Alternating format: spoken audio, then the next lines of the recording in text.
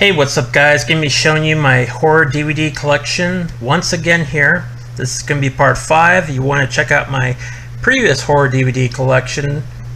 I have videos here on the channel. So we're gonna start off with Halloween 25 Years of Terror. This is a nice documentary 2-disc set that talks about extensively about all the films in the series. I believe it's from 1 through Rob Zombie's Halloween films. And it's pretty cool. It's got a lot of interviews from John Carpenter, Deborah Hill, Jamie Lee Curtis, Tom Atkins, Daniel Harris, Rob Zombie, Clive Barker. Pretty cool stuff here. And it also has a comic book included, which is a nice touch. But yeah, this is Halloween 25 Years of Terror. Pretty cool set here. And then we got His Name Was Jason. And yes, I do own this. I've had people leave comments on my Friday the 13th collection video asking me, do I own this DVD set? And yes, I do. I just never shown it before. I got it a little later on after I made that video, but yeah, it's a pretty cool documentary, and it's pretty informative. Talks about all 12 films. It's pretty extensive. I don't have the Crystal Lake Memories one. I just think that's overkill. It's like 8 hours long. It's just way too in depth, and I don't know. It's like I already have a documentary in my Friday the 13th box set, and that's pretty informative. That's like at least 4 hours long, and between that and this, set here, His Name Was Jason, I think I pretty much got enough information I need to know about Jason and the production of all, films they've made.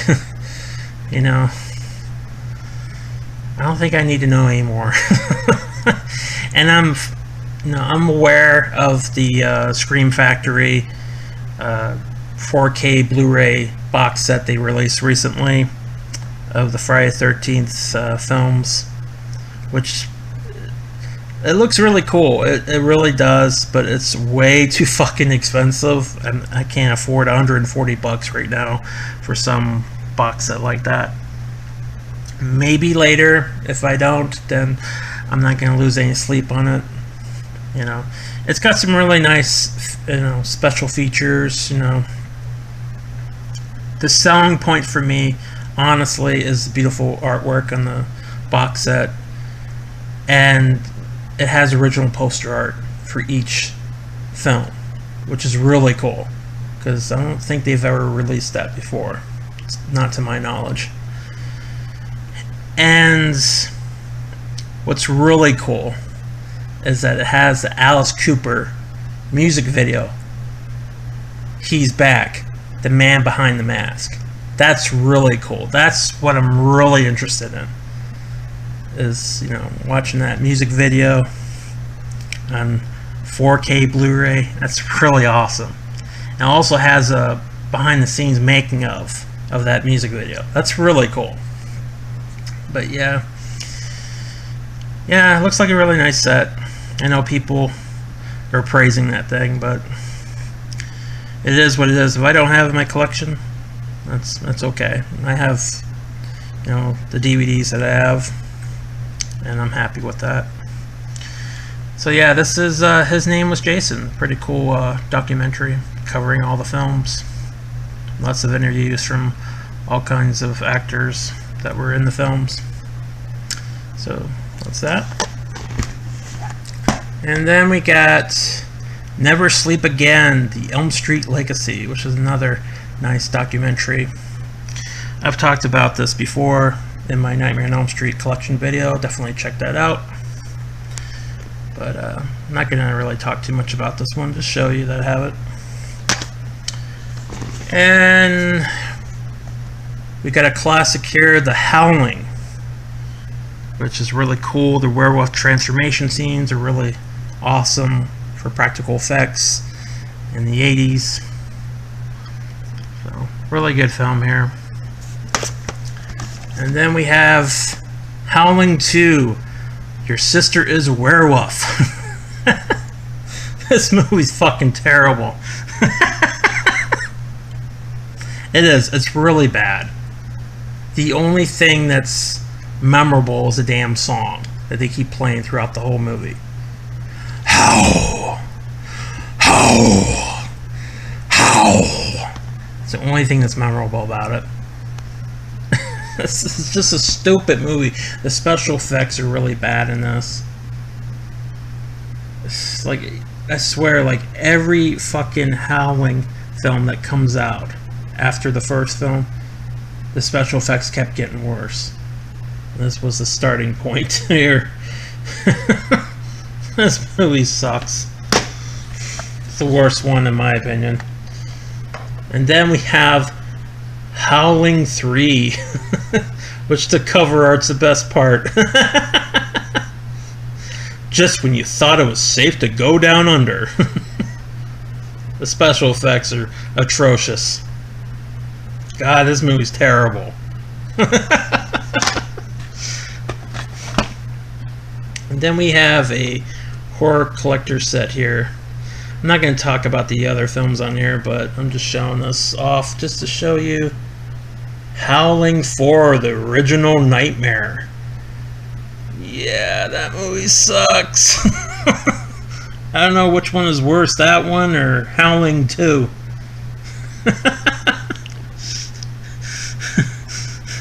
The only thing that's memorable is the song. Something evil, something dangerous, something stupid, something ridiculous. Ugh, my God. I need to re-upload my reviews for all these films. It's just terrible. The Howling films, a lot of them are bad. They're so bad they're laughable. That's Howling 4, the original Nightmare. And then we have a triple feature. It's a Howling trilogy. It has Howling 3, and then it skips 4. And then it has Howling 5, the Rebirth, which sucked. That was another bad one. And then they have Howling 6, The Freaks, which actually isn't that bad of a movie, actually. I thought it was okay. But damn. The reputation for these films are definitely on point because they're fucking terrible. They did make a Howling 7. It's called Howling Full Moon Rising or something. It's so bad. I think they didn't release it on DVD, or maybe you can only get it overseas or something. It's only on VHS. I don't own it in my collection, but I've heard really bad things about it. But I do have this one, which is kind of like, I guess it's a sequel, or maybe it's a reboot. But this is the 8th film they've made, and the last one they made of the Howling films.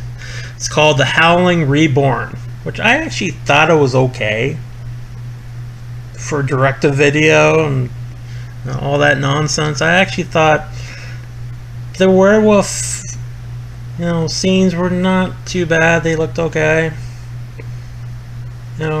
Compared to some of these other ones that were really terrible, I thought this one was actually kind of a step up. But yeah, these movies overall are bad, which is sad because the first movie is a classic. I don't know what the hell happened. These films kept declining with each sequel. Anyways, this is The Howling Reborn. So, and I guess I'll start with that. We got House of Wax is a remake. You got Paris Hilton on the cover, melting. Pretty good remake, actually. I've never seen the original, so I can't compare it. I do have the original on DVD as well, but this was a pretty good remake. I enjoyed it. So that's House of Wax. And then we got an interesting film here. We got Jacob's Ladder.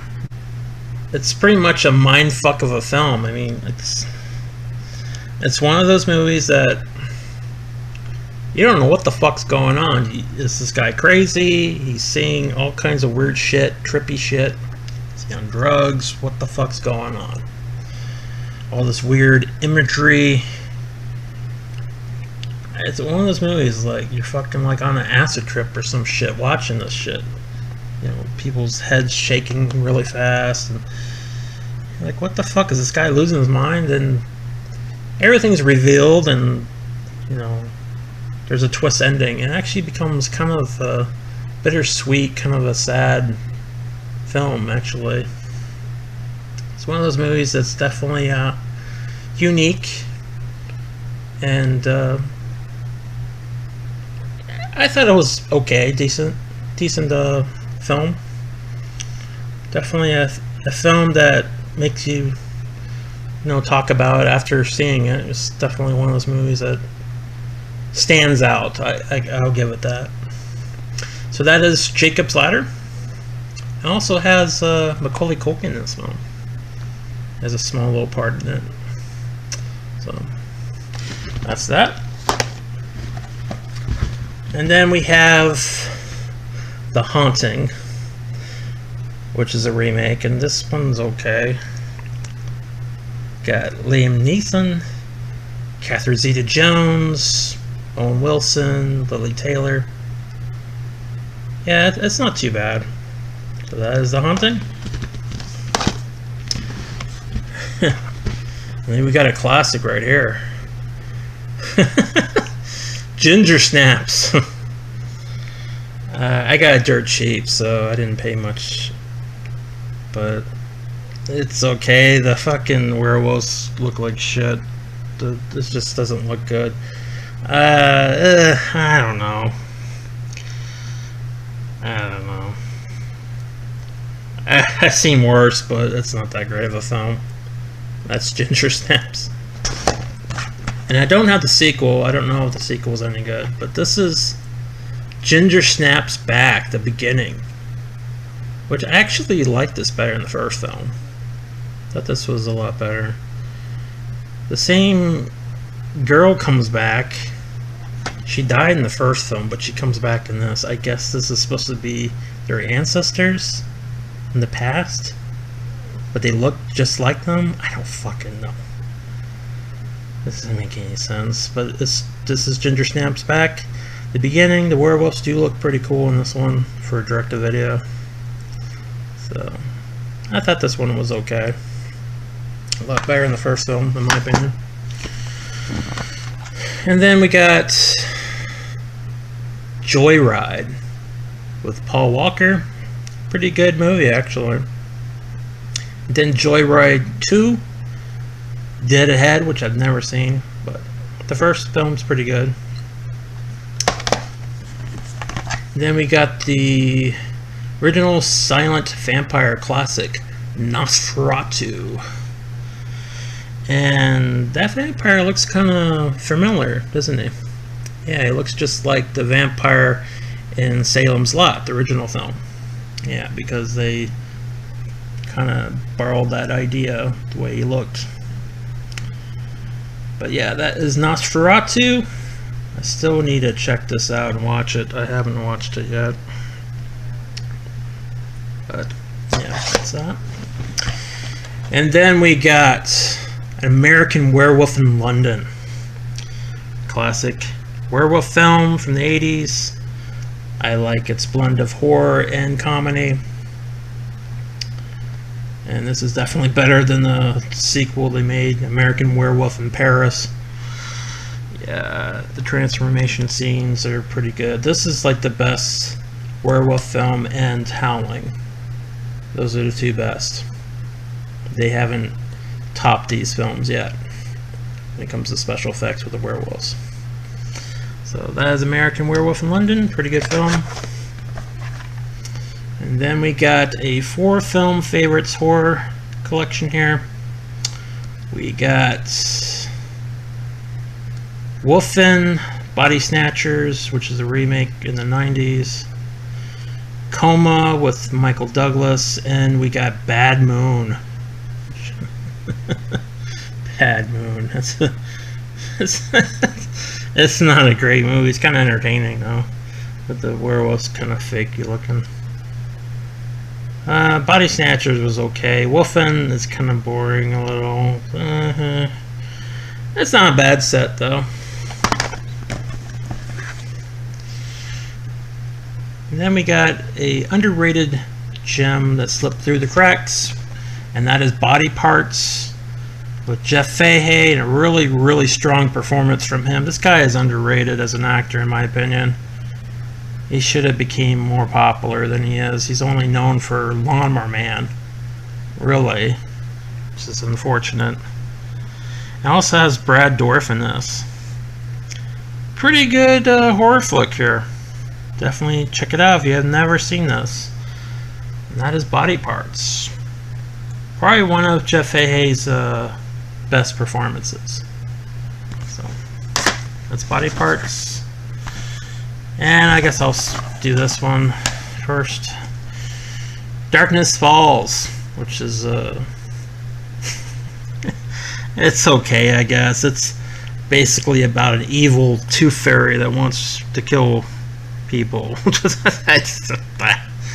It was originally called the Tooth Fairy, and then they changed it to Darkness Falls. I guess Darkness Falls sounds scarier than the Tooth Fairy. Yeah, it's one of those movies. And then the last one I'm going to show to you for today is a double feature that has Bad Dreams. Bad Dreams came out in the 80s. It's kind of an underrated film. Has the same girl from Nightmare on Elm Street 3, Dream Warriors.